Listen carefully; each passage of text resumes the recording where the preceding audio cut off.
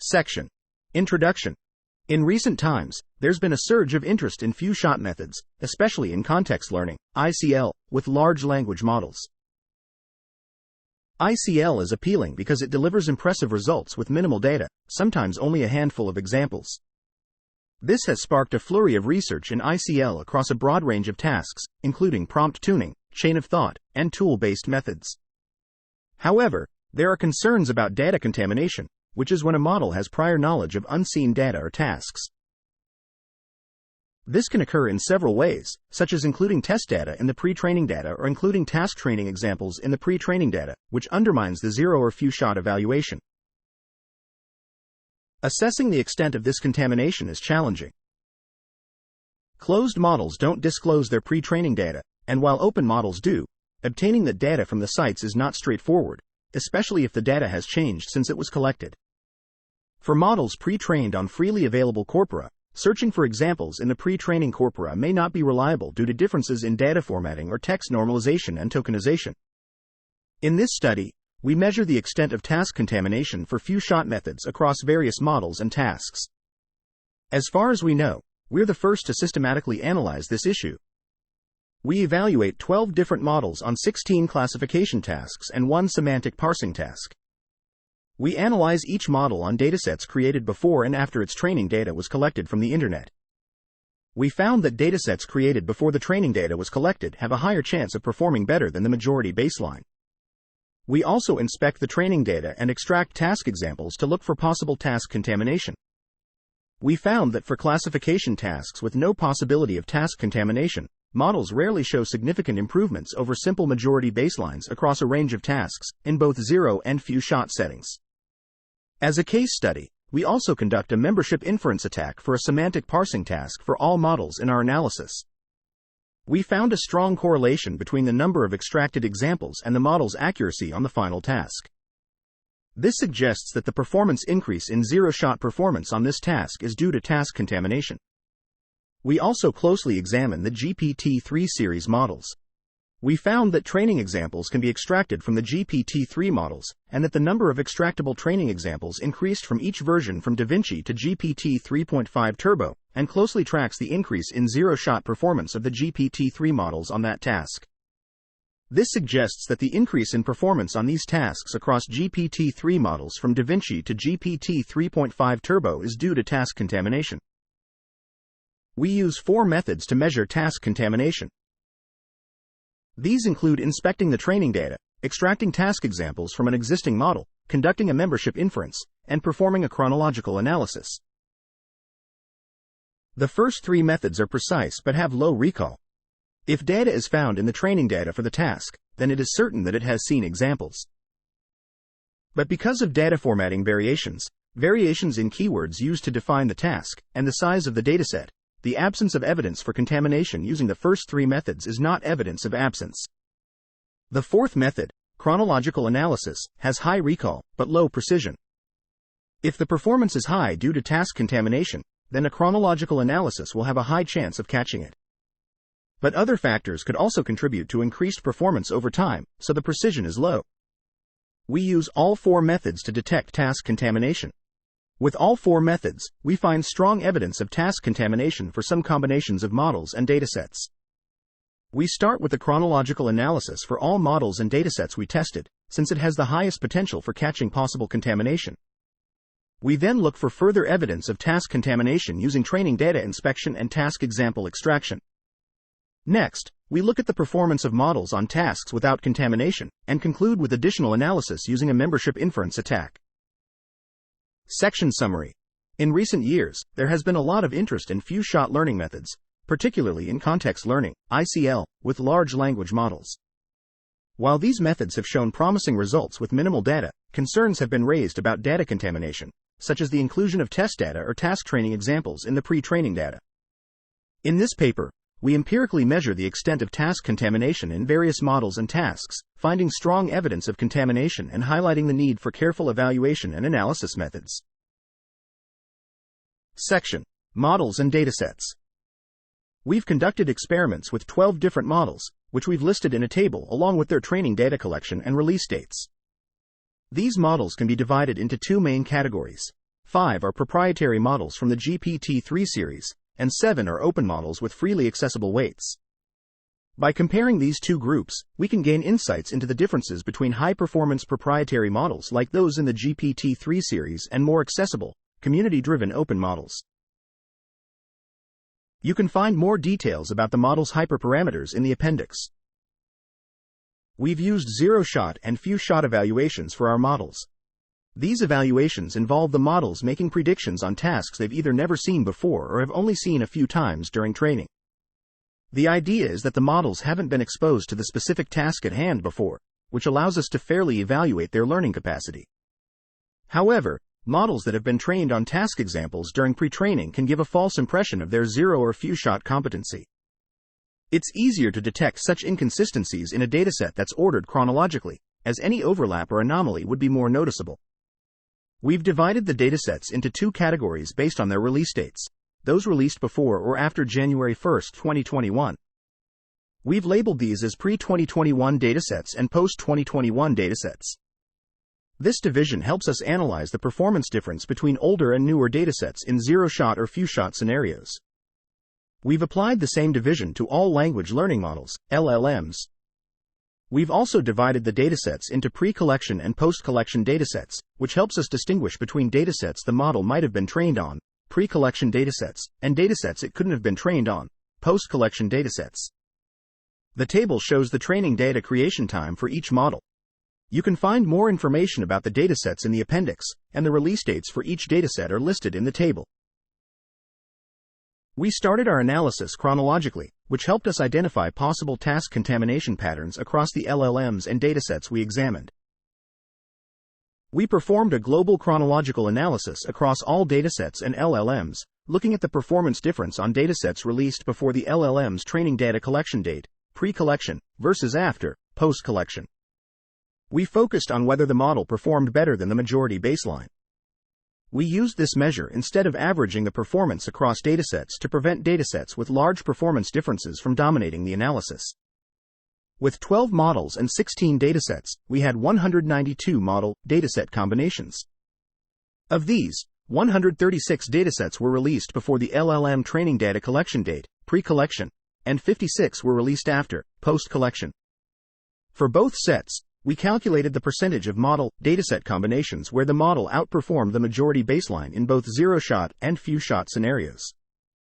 We found that for datasets released before the LLM was created, it was more likely that the LLM would outperform the majority baseline in both zero and few-shot settings. Using the Mann-Whitney U-test, we found this difference to be statistically significant at the 99% confidence level for both settings. However, there are two considerations we need to make in the global chronological analysis. First, datasets may have become more difficult over time, meaning LLMs are less likely to outperform the majority baseline despite the lack of task contamination. To account for this, we carefully reviewed the tasks and removed tasks known to be difficult for LLMs. The remaining datasets all have acceptable performance using fine-tuned pre-trained language models, PLMs, and importantly, there is no correlation between release date and the performance of fine-tuned PLMs on our datasets. Secondly, post-collection datasets, despite being released after data collection, may still suffer from contamination. For example, the FOMC dataset was officially released post-collection for the GPT-3 series, but the performance of subsequent versions of GPT-3 is notably high. This may be the result of the author's preliminary experimentation with the GPT-3 series, as OpenAI may have then utilized their experimental data for model updates. Section Summary. The section discusses the models and datasets used in the experiment. There are 12 models, categorized into proprietary GPT-3 series models and open models. The datasets are divided into pre-2021 and post-2021 categories to analyze the zero-shot or few-shot performance difference. The analysis reveals that models trained on datasets released before their training data collection date perform better than those trained on post-collection datasets, indicating the possibility of task contamination. However, there are caveats to consider, such as the difficulty of datasets and the potential for contamination even in post-collection datasets. Section. Analysis of pre- and post-collection for individual LLMs. We're going to delve into the analysis of pre- and post-collection data for each language learning model, LLM, individually. We've noticed a significant difference in performance between these two categories, which is statistically significant at a 95% confidence level. This difference is not due to the absolute date of the dataset, but rather its date relative to when the training data was collected for the LLM. We've also noticed a potential issue of task contamination for both Open LLMs and GPT-3 series LLMs, with a stronger indication of contamination in the GPT-3 series starting with the DaVinci 001 model. Next, we'll look at how performance has changed over time. We've arranged the LLMs chronologically by their training data collection date and divided our datasets into two groups, those released before or after January 1, 2021. For Open LLMs, we've seen a slight increase in performance over time on pre-2021 datasets. However, the performance doesn't increase much from 2019 to 2022. For the GPT-3 series, the performance on pre-2021 datasets has increased dramatically over time, especially for later DaVinci models. This suggests that zero and few shot evaluations may have task contamination issues due to data collected from user inputs. For post-2021 datasets, the average performance of GPT-3 has also increased over time, particularly in the zero-shot setting. Open LLMs have also improved, but they remain lower than the majority baseline and the GPT-3 series. While it might seem that the high performance of the GPT-3 series is due to instruction tuning, we don't believe this is the case. We've noticed an increase in performance from DaVinci 001 to DaVinci 002 on pre-2021 datasets, but a corresponding decrease in performance on post-2021 datasets. This suggests dataset contamination for zero and few shot evaluation of GPT-3 series. We've also conducted a training data inspection on two instruction fine-tuned Open LLMs, Alpaca and Vicuña, for all experimented classification tasks. We found that performance has improved for Alpaca and Vicuña over the original Llama model for tasks with more than one task example. This suggests that performance can be improved with small sets of task examples in the training data, which can compromise zero-shot or few-shot evaluation. Finally, we've tested for task data contamination by trying to extract task examples from the LLM. If an LLM can generate training examples based on the prompt, this is evidence of task contamination. We found that for all pre-collection datasets, GPT-3 series models starting from DaVinci 001 can generate task-specific training examples. There are some post-collection datasets that have evidence of contamination for the GPT-3 series. For Open LLMs, almost no models can generate training examples of specific tasks except for Vicuña, which is fine-tuned on the ChatGPT data. Section Summary. The analysis of pre- and post-collection datasets for individual language models, LLMs, reveals that the difference in performance between the two categories is statistically significant, indicating the possibility of task contamination in both Open LLMs and GPT-3 series LLMs. Furthermore, the chronological analysis shows that the performance of GPT-3 series LLMs has increased over time, particularly in the zero-shot setting, suggesting dataset contamination. Training data inspection and task example extraction further support the presence of task contamination in certain LLMs. Section. Comparison to training data inspection. We've noticed that both training data inspection, TDI, and task example extraction, T, methods have a low success rate in identifying task contamination. For instance, TDI detected contamination in the Alpaca model for SST2 and NewsMet datasets, but T missed it. Similarly, T found contamination in the Vicuña model for NewsMTSC, but TDI overlooked it. This highlights the challenges in using these methods to detect task contamination. When we look at tasks that don't show any signs of task contamination, large language models, LLMs, don't often show significant improvements over the majority baselines. For example, out of 51 model dataset combinations that were collected after the task and didn't have any extracted task examples, only 1 or 2% showed a significant improvement over the majority baseline in either zero or few shot settings. This was the case for the DaVinci 001 model on the MTSC-RW dataset.